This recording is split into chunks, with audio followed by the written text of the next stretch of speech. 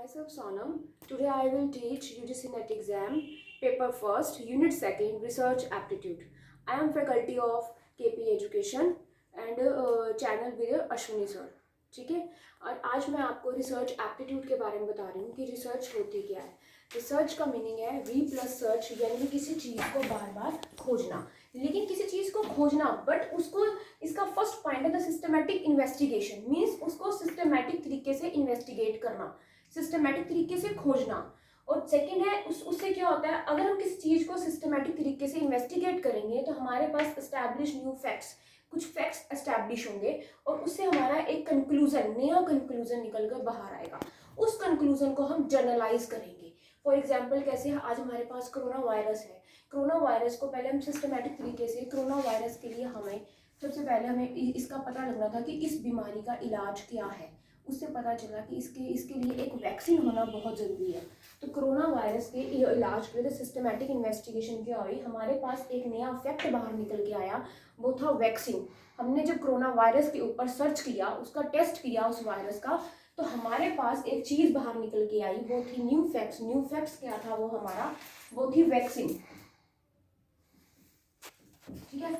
उस वैक्सीन से एक नया कंक्लूजन क्या बाहर निकला था कि वो वैक्सीन लगने से लोग ठीक हो जाएंगे. लेकिन अपने आप को उस कोरोना वायरस से बचाने के लिए एक नया कंक्लूजन लोगों के सामने डॉक्टर्स ने ये निकाला कि लोगों को मास्क वियर करने होंगे. ठीक है ना. तो हमारे पास एक बीमारी थी, बीमारी रिसर्च के अंदर हम हमेशा एक किसी प्रॉब्लम के ऊपर ही रिसर्च करते हैं. प्रॉब्लम हमारे पास कोरोना वायरस थी. कोरोना वायरस की खोज के लिए हमने सिस्टमैटिक तरीके से पहले इन्वेस्टिगेट किया, कोरोना वायरस को जानने के लिए उसके ऊपर सर्च किया. फिर हमारे पास एस्टैब्लिश न्यू फैक्ट्स, कुछ फैक्ट्स बाहर निकल कर आए.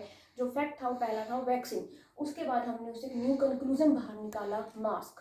ठीक है, ताकि लोगों को मुंह पर अपने अपने मुंह पर मास्क वियर करना होगा कोरोना वायरस से बचने के लिए. इसे ही कहते हैं रिसर्च प्रॉब्लम.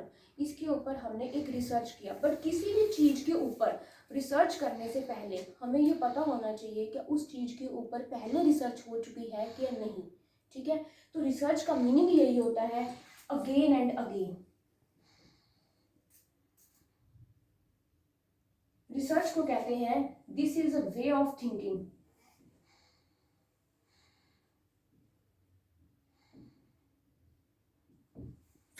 ठीक है, एक सोचने का तरीका. This is a way of thinking, again and again.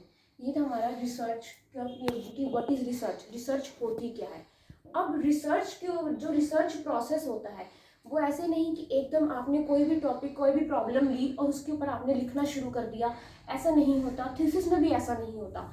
Research process का मीनिंग ये होता है कि एक रिसर्च के ऊपर कैसे काम किया जाए, उसका प्रोसेस क्या है, स्टेप बाय स्टेप. आप रिसर्च के ऊपर फर्स्ट स्टेप में क्या करते हो, सेकंड पर क्या करना है, थर्ड पर क्या करना है, तो उसे कहते हैं रिसर्च प्रोसेस. रिसर्च प्रोसेस के कुछ स्टेप्स होते हैं. जो स्टेप्स मैं आपको बताने वाली हूँ वो जनरल स्टेप्स हैं. पेपर में ये भी आते हैं और पेपर में कुछ दूसरे स्टेप्स भी आते हैं जिसके अंदर आपका review of literature, hypothesis, something कुछ ऐसा आता है. इसमें जो मैंने आपको बताया है वो जनरल स्टेप्स है. इनकी सम स्टेप्स, पहला है आइडेंटिफिकेशन ऑफ अ प्रॉब्लम या formulate of a problem. Identification of a problem का मीनिंग ये होता है जैसे किसी भी समस्या की पहचान करना, आइडेंटिफाई करना. जैसे मेरे पास प्रॉब्लम थी कोरोना वायरस. सबसे पहले मैं इस प्रॉब्लम को आइडेंटिफाई करूंगी कि कोरोना वायरस है क्या, कोरोना वायरस क्यों फैला, क्या इसका रीजन है कोरोना वायरस का फैलने का. तो मैंने उसको ये चीज़ दी, identification of a problem. Paper में आपके पास कई बार आइडेंटिफिकेशन आईपी के नाम से भी आता है और कई बार आपके पास एफपी के नाम से भी आता है, यानी कि फॉर्मुलेशन ऑफ अ प्रॉब्लम. दोनों में से कोई भी आपके पास आ जाए, आपका फर्स्ट स्टेप यही होगा, आइडेंटिफिकेशन ऑफ अ प्रॉब्लम या फॉर्मुलेट ऑफ अ प्रॉब्लम. किसी भी समस्या का निर्माण करना कि जो समस्या है वो क्या है, समस्या का निर्माण हो गया. अब उसके ऊपर आगे आपने वर्क करना है. वो वर्क में सेकेंड स्टेप जो है आपका है वो है रिसर्च डिज़ाइन, आरडी जिसे आप बोलते हो. ठीक है. पेपर में आपके पास ऐसे भी आता है, कई बार आईपी लिखा हुआ, आरडी लिखा हुआ, ऐसे भी आपका चलता है ये. ठीक है. रिसर्च डिज़ाइन का मीनिंग ये होता है कि उसका रिसर्च डिज़ाइन क्या है. मेरे पास फॉर एग्जाम्पल जैसे कि कपड़ों को लेकर प्रॉब्लम है कि मेरे पास कपड़े नहीं है. ठीक है. तो मेरे पास कपड़े नहीं है, ये मेरी एक प्रॉब्लम है. लेकिन मेरा रिसर्च डिजाइन ये है कि मेरे पास कौन से कपड़े नहीं है, समर के नहीं है या विंटर के नहीं है या रेनी सीजन के नहीं है, ठीक है ना। मुझे तो ये जानना है कि कपड़े कौन से नहीं है, समर के नहीं है, विंटर के नहीं, रेनी सीजन के नहीं है, मैं अपने वेदर के अकॉर्डिंग कपड़े लूंगी, तो उसे बोलते हैं रिसर्च डिजाइन। अब कोरोना वायरस अगर फैला है तो कोरोना वायरस एक प्रॉब्लम है, identification of a problem.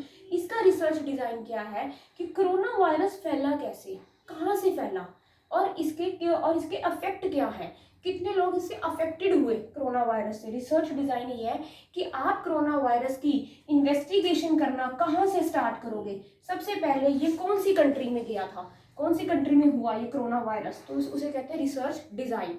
Next point था टूल। टूल में मीनिंग ये आता है मेरा कि मैंने उस चीज को यूज करना है। टूल, टूल मीन्स औजार। अगर मैंने रिसर्च डिजाइन लिया, प्रॉब्लम ली, उसका रिसर्च डिजाइन बनाया, अब मुझे अपना टूल भी यूज करना है।